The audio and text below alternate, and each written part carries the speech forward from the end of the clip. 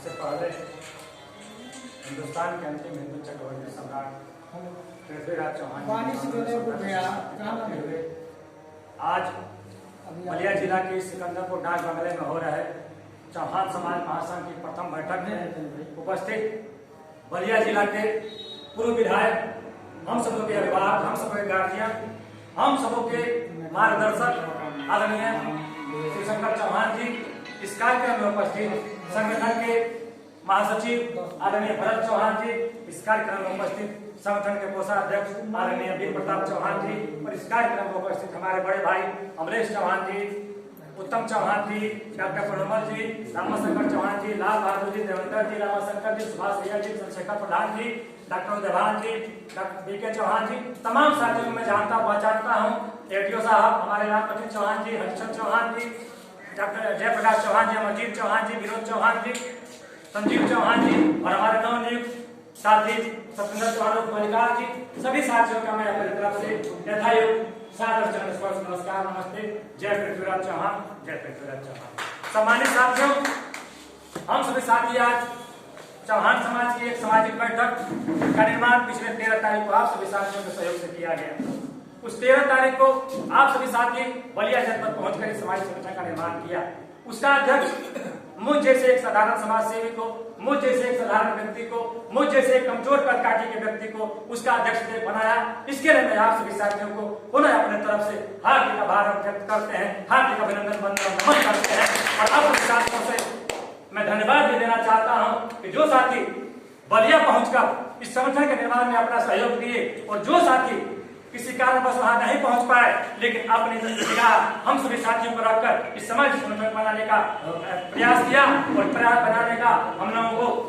संदेश दिया, उसको ही मैं अपने तरफ से हार्दिक धन्यवाद देता हूं। और साथ ही साथ आप सभी साथियों को मैं अपने तरफ से शुभकामना भी देता हूं कि आप सभी साथी जिस उद्देश्य की पूर्ति के लिए, जिस लक्ष्य की प्राप्ति के लिए इस संगठन का निर्माण किए हैं, लक्ष्य मैं आपको विश्वास दिला देना चाहता हूं कि आप सभी साथियों के सहयोग से वो पूरा करने का हम लोग पूर्ण रूप से प्रयास करेंगे। इसके लिए आप सभी साथियों को भी साथ देना होगा। साथियों, मैं एक बात मैं कहना चाहता हूं कि समाज संगठन का निर्माण क्यों करना पड़ा, ये सोचनीय विषय है। समाज संगठन का निर्माण करने की आवश्यकता हमें क्यों पड़ी? साथियों, आज हिंदुस्तान को आजाद हुए 75 वर्ष हो गए। इन 75 वर्षों में हम सभी साथी समाज के लोगों का वर्गीकरण करके अपने सोचते हैं, हम बांटते हैं, तो हम पाते हैं कि चौहान समाज आज शैक्षणिक रूप से, आर्थिक रूप से, सामाजिक रूप से और अंत में राजनीतिक रूप से बिल्कुल समाप्त होता दिखाई दे रहा है। इस समाज की स्थिति आज है जैसे पहाड़ से गिरता हुआ कोई पानी, इधर ढाल पाया उधर उड़ा गया। हम सभी साथी भिन्न भिन्न विचारों में सम्मिलित हैं, कोई किसी विचार से सम्मिलित है, कोई कहीं विचार से सम्मिलित है, और जो साथी जिन विचारों से सम्मिलित है उन विचारों के हिसाब से सभी लोग अपने अपने दलों के हिसाब से राजनीति करते हैं। लेकिन जब हम सभी साथियों के ऊपर कोई दुर्घटना होती थी, कोई अत्याचार होता था, कोई अन्याय होता था, तो हम सभी साथी ये सोचते थे कि फलाना व्यक्ति फलाना दल में रहता है, हम सभी साथियों को वहां जाने की जरूरत नहीं थी। लेकिन हम लोगों ने सोचा कि क्यों नहीं सारे दल के लोगों को समाज में कहीं भी काम करते हो, सबका लक्ष्य एक है कि समाज का उत्थान हो, समाज में अपराध हो, उसके खिलाफ आवाज उठाई जाए। क्यों नहीं एक समाज संगठन बनाया जाए? और आप सभी साथियों को इसी के लिए बुलाकर हम सभी साथियों ने समाज संगठन बनाने का निर्माण किया, और समाज संगठन बनाकर आप लोगों से हम लोग जिले में एक जागरूकता पैदा करके समाज को आगे ले जाने का प्रयास करने का, एक काम करने का प्रयास किए हैं। लेकिन साथियों, मैं विशेष घोषणा करते हुए एक छोटी सी आप लोगों से बात कहना चाहता हूं कि किसी भी नाव का नाविक कितना भी अच्छा हो, सुखिया नदी में नाव नहीं चला सकता। अर्थात मेरा कहने का मतलब यह है साथियों कि हम साथ प्रयास करेंगे। आप सभी साथी जब कंधे से कंधा मिलाकर हमारे साथ नहीं देंगे, आप सभी साथी हमारे साथ कदम से कदम मिलाकर काम नहीं करेंगे, आप सभी साथी जैसे हम सभी साथियों ने अभी कुछ साथियों को जिम्मेदारी देने का काम किया, कुछ साथी कह रहे हमारे पास समय नहीं है। जब आप सभी साथी अपने जिम्मेदारियों से भागेंगे तो हम सभी साथी जिस लक्ष्य की प्राप्ति के लिए इस संगठन का निर्माण किए हैं वो लक्ष्य हमारा पूरा नहीं होगा। तो मैं आप लोगों से कहना चाहता हूँ कि आप सभी साथियों को कंधे से कंधा मिलाकर चलना होगा, आप सभी साथियों को ये प्रयास करना होगा, तब जाकर हम सभी सफलता पा पाएंगे। लेकिन कुछ साथियों ने कहा, कुछ साथी पिछले मीटिंगों में हम सभी ने कहा था कि हमारे समाज के तमाम दल बने हुए हैं, हम सभी साथी क्यों नहीं इस दल में कहकर काम कर रहे हैं? साथियों विचार हमारा भिन्न भिन्न है, विचार भिन्न होने के साथ ही हम सभी साथी उस दल में काम नहीं कर पा रहे हैं। लेकिन सामाजिक संगठन एक ऐसा संगठन होगा जिसके माध्यम से हम सभी साथी पूरे जनपद को नहीं पूरे प्रदेश को खड़ा कर सकते हैं। इसलिए हम आप सभी साथियों से पुनः कहना चाहते हैं कि आप सभी साथी अगर चाहते हैं कि हमारे समाज का उत्थान हो जाए, हमारे समाज का सामाजिक विकास हो जाए, हमारे समाज के लोगों का शैक्षणिक विकास हो जाए, हमारे समाज के लोगों का आर्थिक विकास हो जाए और हमारे समाज के लोग राजनीतिक रूप से प्रदेश और देश के कोने कोने में परचम लहराए, तो आप सभी साथियों को कंधे से कंधा का मिलाकर चलना होगा। ये बात मैं इसलिए कहना चाहता हूँ कि आज देख लीजिए समाज में जागरूकता का भी पिछले मीटिंगों में मैंने कहा था, पिछले मीटिंगों में मैंने कहा था कि आज ब्राह्मण समाज इस उत्तर प्रदेश विधानसभा में 52 विधायक चुनाव जीत कर गए हैं,